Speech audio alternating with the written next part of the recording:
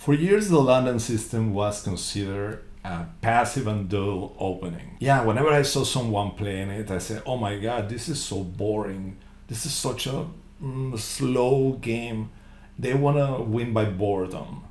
But nowadays, the London system is trusted by a wide range of players, from beginners to the world champion. Yeah, what transformed the London? I'm about to reveal 10 transformative ideas that turned the London from a very boring opening into a cutting-edge opening. And the good thing is that you are going to be able to play these ideas from today. So let's start. What's the London system, first of all? Well, the London system is a developing scheme that consists in this scheme we have at the board. Yeah, this is a triangle. The bishop comes to f4. Yeah, the other one comes to d3. And the knights are placed, yeah, they are linked. And this is the usual way to develop. Also, we play h3 sometimes in order to be able to drop back to h2. This looks pretty modest as we are not gaining space. But as you will see with the 10 ideas, things are quite different. Let's start. d4, d5, and bishop f4. This is the starting position of the video. And here we go with idea number 1.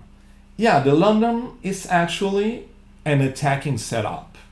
Yeah, it's quite deceiving, it seems passive, but it resembles the Pillsbury bind or the Pillsbury attacking scheme. Well, let's try to bring it to the board. Knight f6, e3, e6. Yeah, sometimes they try to play the bishop outside the pawn chain. I'm going to talk about it later. But now, from now, e6, knight f3, c5. Usually they like to put some pressure on d4. c3, they gain, by doing it, they gain some mobility and some space for their pieces. So c5 is pretty normal.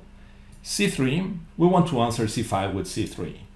So we are ready to face queen b6 with queen b3.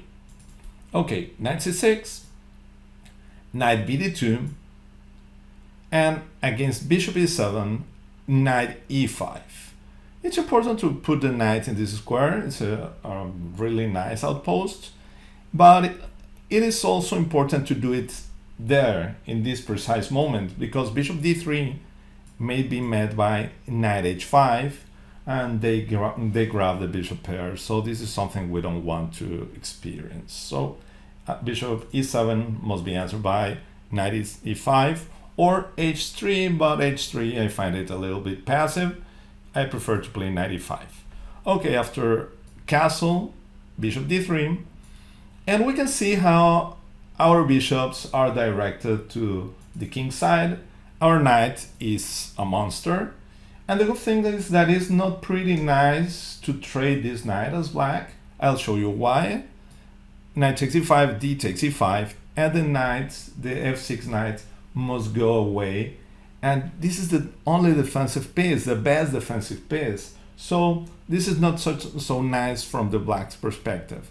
So bishop d7 is a very modest way to keep bringing the pieces to the game. And here we play queen f3.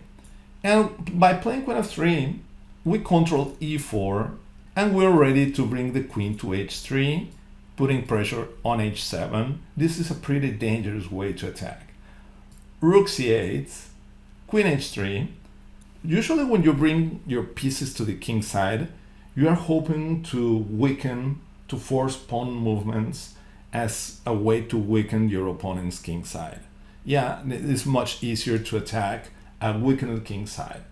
So bishop e8, this is a hard to understand move, but actually we're now threatening g4 and g5, and playing g6 could have been a better choice, but after bishop h6, rook e8, f4, we have a complete domination.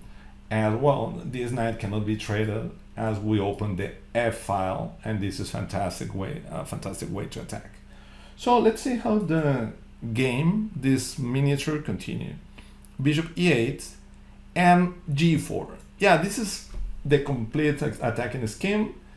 With the queen on h3, we play g4, and things are becoming really nasty, as g6 is answered by bishop h6, winning the exchange. I think this is the lesser evil, but black played h6, and the game was over right away. Now we can play bishop takes h6 as the game, but g5 is also pretty strong. H takes g5, bishop takes g5, and black is absolutely lost. Rook g1, we are threatening bishop takes f6 and queen h7, so things are really desperate.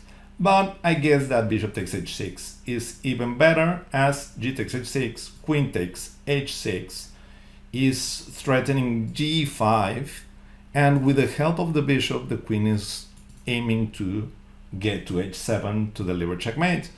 And I don't know how to avoid it.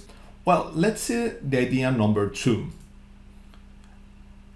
Knight f6, e3, e6, knight f3, c5, c3, knight c6, knight bd2, bishop e7 again, knight e5, castle, bishop d3, and let's see what happens when they trade. Knight takes e5, d takes e5. Yeah, this is the right way to play. We don't want this knight in here, so knight d7, and well, queen h5 is the most natural, but also h4 is an interesting way to continue. Yeah, in a lot of these positions, if we don't castle, if we still don't castle, we can leave the king in the center. Sometimes we are going even to castle on the queen side, and we want to push the pawn. Yeah, this is pretty typical.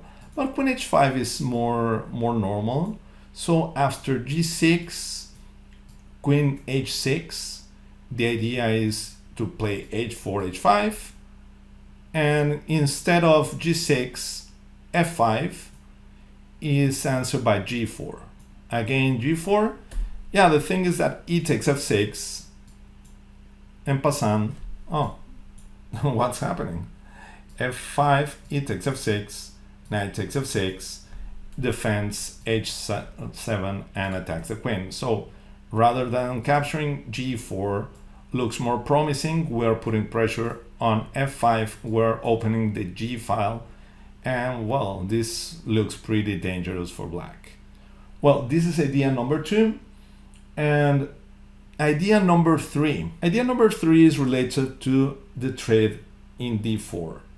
C takes d4, e takes d4, and finally we reach both the Caro-Kann and the Carlsbad structure.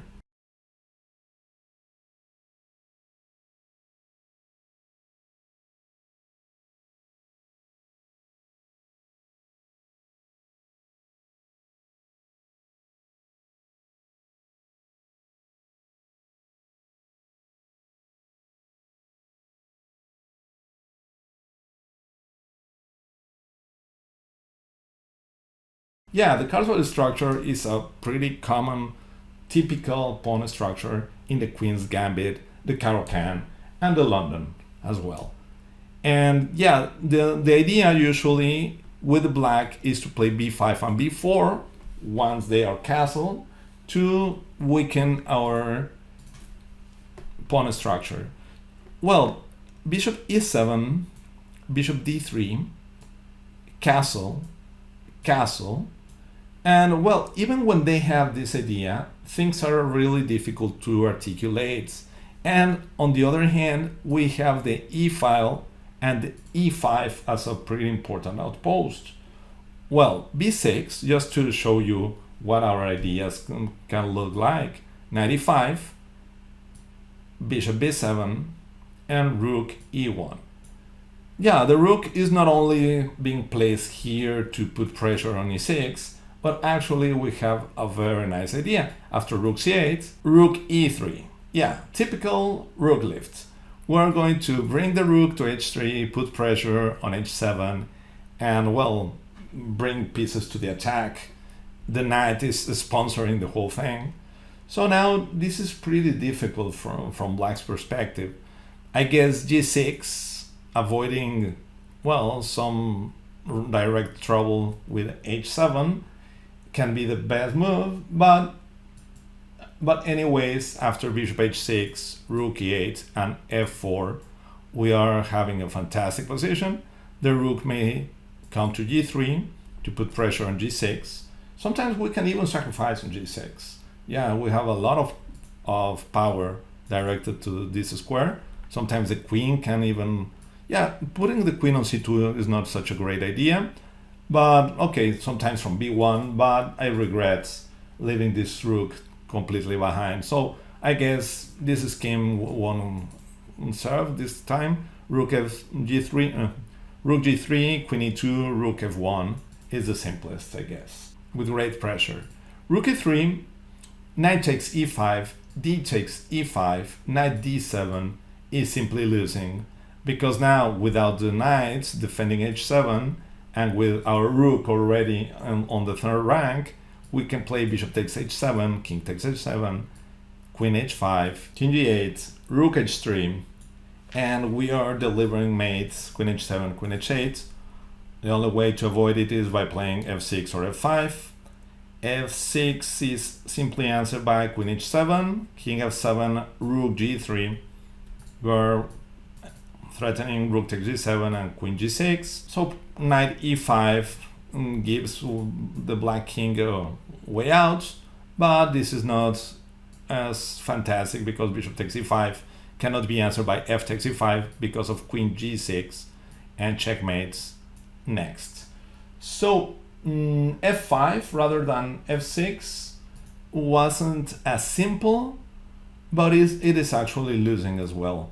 Queen h7, king f7, again rook g3, rook g8, queen g6, king f8, and queen takes e6. Well, this is the way to continue. We are about to capture this pawn. Rather than this, knight f3 was also a nice idea. Yeah, by bringing the knight to the king side or even to d4, we keep the attack going without winning right away. Rook c4, knight d4, knight c5, queen h7, king f7, bishop h6, and again, yeah, rook d8, rook g3, and we are simply putting too much pressure. We're winning, but okay, I mean, the game goes on, but the attacking is winning. So our third rank rook lift is simply very strong, and this is an idea to bear in mind. This can happen because of the trade. Yeah, if the pawns are here, we have not rook e1, rook e3.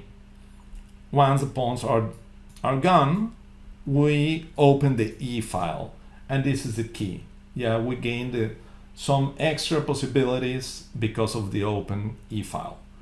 Well, let's continue with idea number 4.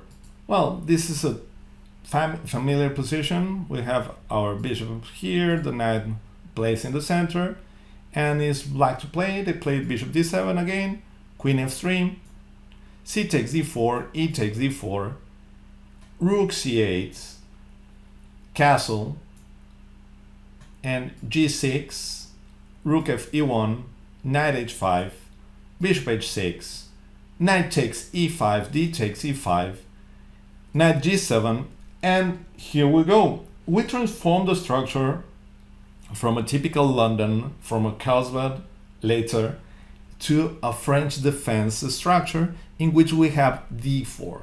Yeah, d4 is useful for our knight. And this is pretty common. This happens a lot. So we're following a game from BCN, it's a simultaneous exhibition. Yeah, I'm going to continue for some moves. Queen e2, clearing f3 for the knight, rook e8, knight f3, knight f5, bishop f4, bishop g7, queen d2, bishop c6, and now black is ready to play d4. I guess he is really enthusiastic about that idea. But Anand plays bishop g5. After bishop e7, he trades the whole thing. Bishop takes e7, queen takes e7, bishop takes f5, e takes f5, and knight d4.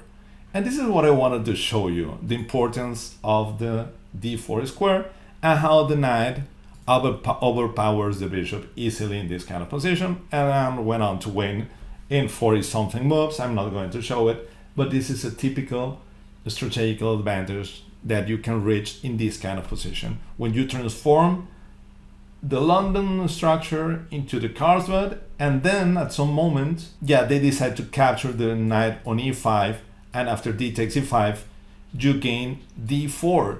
This happens when they trade on d4 first, otherwise there would be a pawn on c5. So this combination of trades, first trading on d4, e takes d4, and later trading on e5, d takes e5, guarantees a pretty nice square for our pieces, especially for our knights. Idea number 5. Idea number 5 is still related to positions where they trade c takes d4, e takes d4, e takes d4, and now I'm focusing in the fight for the e5 square that after trading on d4 usually is going to be better for us. Bishop d6, bishop g3, castle, bishop d3, and well, after rook e8 they are trying to play e5, so we are simply avoiding it by placing a knight on e5. Now we are ready to play a4, and it's interesting to note that bishop takes g3 is almost a blunder, because after h takes g3 we're going to play queen e2, knight e5, g4, g5, and the pressure against the h pawn is enormous, and we are going to stay with the king on the center or to castle if we are able to do it to bring the other rook, and well, the position is almost winning. So bishop takes g3 sometimes is really bad in these kind of positions, especially if we haven't castled yet. Okay, after rook e8, knight e5, queen c7, f4, and things are getting really nasty. We're simply castling and bringing the queen to f3 and the rook to e1, so it's a really difficult kind of position to play. Instead of rook e8, queen c7 tries to play e5. We must really be cautious here. We can't castle. If we castle, they trade, bishop takes g3, h takes g3, and e5. And while black is left with an IQP and isolated queen's pawn, this pawn is actually not a weakness. It's really difficult to attack. This is almost, well, I consider this position equal. So rather than castling, we must stop e5 by playing queen e2. And again, we gain the option to castle on the queen side. So after rook e8, bishop takes d6, queen takes d6, knight e5. Well, we're using the e5 square. And the funny thing is that after queen c7, they can trade even if they want. D takes e5, we're forking the queen and the knight. So after queen c7, f4, we reach something pretty similar to the Pillsbury attack. The Pillsbury scheme, attacking scheme. We're about to castle in the king side, I would say. Castle king side and bring the rook to e1. And perhaps rook f3, rook h3, g4. We have several attacking ideas. This knight guarantees a pretty nice initiative for us. So this is idea number 5. Let's jump to idea number 6. We've seen some inferior variations, and we reach an important point. Let me repeat the initial moves. d4, d5, bishop f4, knight f6, e3, e6, knight f3, c5, c3, knight c6, knight bd2, bishop d6, and this is a serious system. They're fighting right away for e5, and they are not trading, so they don't open the e-file, what is usually is really nice for us. So after bishop d6, bishop g3 is the most normal move, castle, bishop d3, and here they have various moves, but queen e7 was considered for a long time, well, almost an antidote that equalized right away. I remember playing it something like 30 years ago, and after castle I played e5, and well, I got a fantastic position, equalized rather easily. But rather than castle, knight e5 is the right move. And well, no problem, I said long ago, because of knight d7. But things have changed radically, because after knight takes d7, bishop takes d7, surprisingly, black is inferior, very inferior actually. Bishop takes d6, queen takes d6, d takes e5, pretty surprising. And yeah, the explanation is here. The idea I'm talking about is bishop takes h7, a complete ball from the blue. King takes h7, queen h5, king g8, and now the key, knight e4, taking advantage of the pin. Yeah, this pawn is not able to capture because of the hanging queen, and bringing the knight to g5. Something pretty important here is that g6 is not possible because of knight takes c5, g takes h5, knight takes d7, and we recover the piece and are threatening both the rook and this check and capturing the h5 pawn. Also, queen b5 has been played, and queen b6.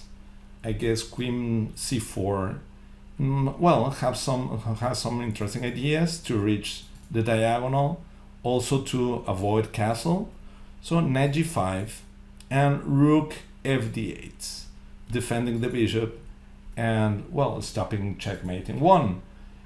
The problem with queen d3 is e4, and well, we are blockading the diagonal and keep threatening the same thing, and we're going to earn a tempo by attacking the queen. So rook fd8, queen f7, king h8, queen h5, king g8, and rook d1. Yeah, it's really tough to improve our position because we are not able to castle. And what I discover is that even when we have some advantage after queen h7, king f8, queen h8, king e7, queen takes g7, king d6, knight f7, king c7, knight takes d8, rook takes d8. This position is not easy to play. We cannot castle either side because a2 is hanging, and well, this diagonal is control. So it seems that we can simply push our pawn, but things are far from clear. After e5, they're planning something like bishop e6 and d4, and they're planning to attack our king. So I rather don't win material and improve a little bit our position. Yeah, this rook is well placed on d1. Sometimes, if the game gets complicated, our king may come to d2 and c1. But we put some pressure, and this pressure may be worthy after some moves. e5, it's one of the several ideas they have. Queen f7, king h8, and now e4.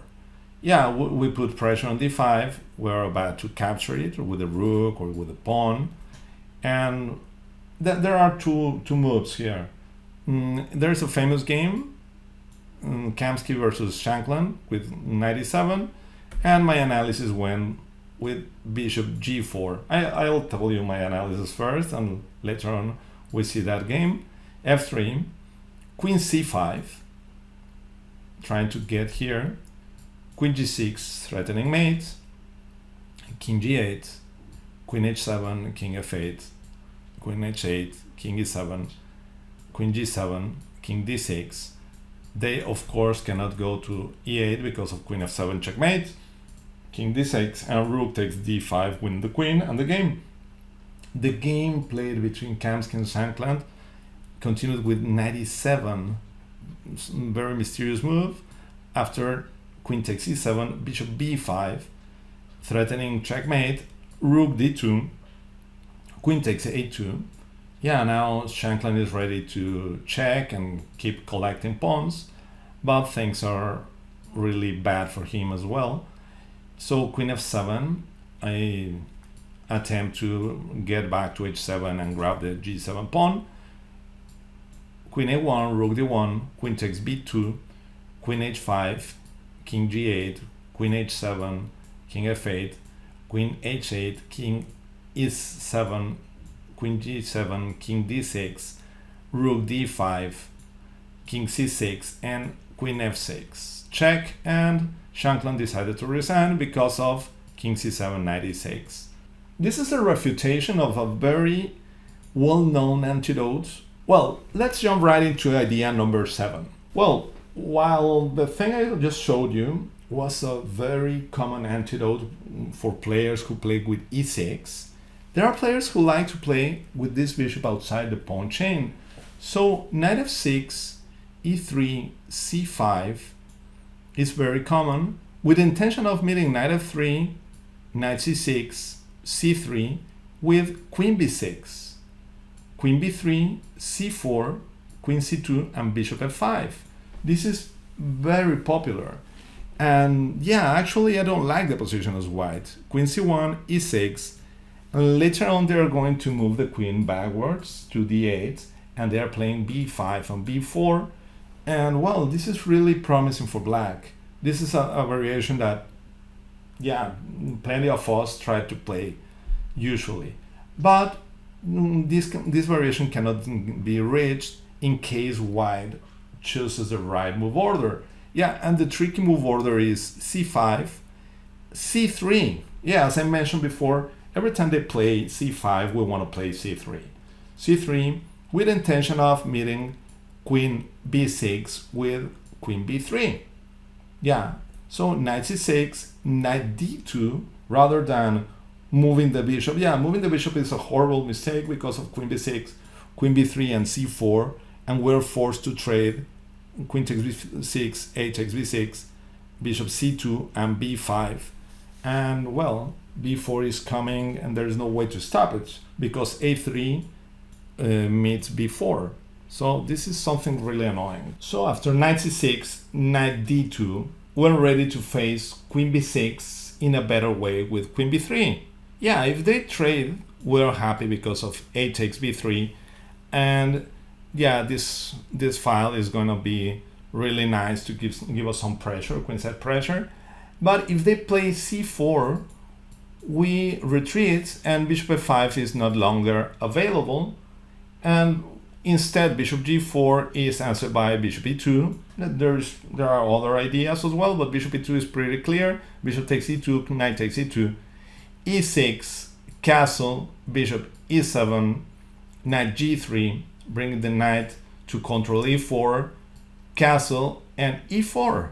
Yeah, and we are about to play e5 and start a kingside offensive. Something like queen d8, e5, knight d7, rook a e1, b5, queen d1, and yeah, we're coming to g4, knight h5, rook e3, and as usual we have a very nice attack in the kingside. The most important is to remember e3, c5, c3. Yeah, building the triangle, being ready to meet queen b6 with queen b3. Okay, let's jump right into idea number 8. Well, idea number 8 is related to ill-timed bishop f5s. Yes, if you want to play bishop f5, you have to be really careful with black. So d4, d5, bishop f4, c5, e3. Now, they play knight c6, sometimes knight f6, c3, as we just seen, queen b6, queen b3, and something pretty funny happens here. c4, queen c2, and bishop f5 seems really nice because they are attacking b2. But here we can capture, and queen takes b2 is answered with queen c8, checkmate. That's it. And well, there's another way to do it. Of course, they were trying to get the usual position after knight c6, knight f3, queen b6, queen b3, c4, queen c2, bishop f5, where we cannot take because of queen takes b2, and we are going to lose this rook, and there is no checkmate. So they were trying to get to this position, but failed. Something really interesting is when they play knight c6 first, we gotta be really careful not playing knight f3 because of bishop g4. Now, instead of it, we play c3. After c3, queen b6, queen b3, c4, queen c2, and bishop f5. Yeah, you can see that there is no checkmate, so they can play bishop f5. But they actually can't, because we're gonna have a very nice game after queen takes f5. Queen takes b2, queen takes d5. If they capture the rook, queen b5. Yeah, we defend the knight, we put pressure on b7, and we're prepared to play bishop takes c4, knight f3, and castle. And this queen is having serious trouble. Well, there are several variations here. The most important, in my opinion, is that after castle, our simplest way to play, it may seem that bishop takes e4 is completely natural, but they play e5. They want to get knight b4 with the defense of the bishop, so things get complicated. So instead of that, we play queen f5, check, e6, and queen c2. Yeah, as a way to trap our opponent's queen.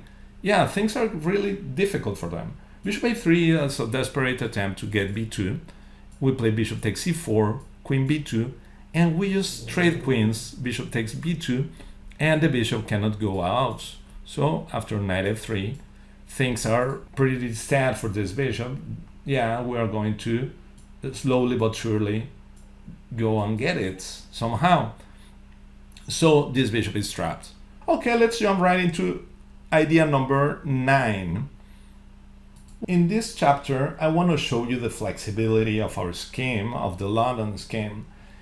We're usually playing the pyramid, the triangle, but actually after d4, d5, bishop f4, c5, e3, sometimes we're going to face queen b6 right away, or after c takes d4, e takes d4, and queen b6. Yeah, when they play this way, we must forget about building our triangle. Well, we don't even have this pawn any longer. And the best move here is knight c3. Yeah, we put pressure here, and our idea is pretty simple. Queen takes b2 is answered by knight takes d5, and things are getting desperate as knight a6 is answered by bishop takes e6 and check, and we grab the rook for free.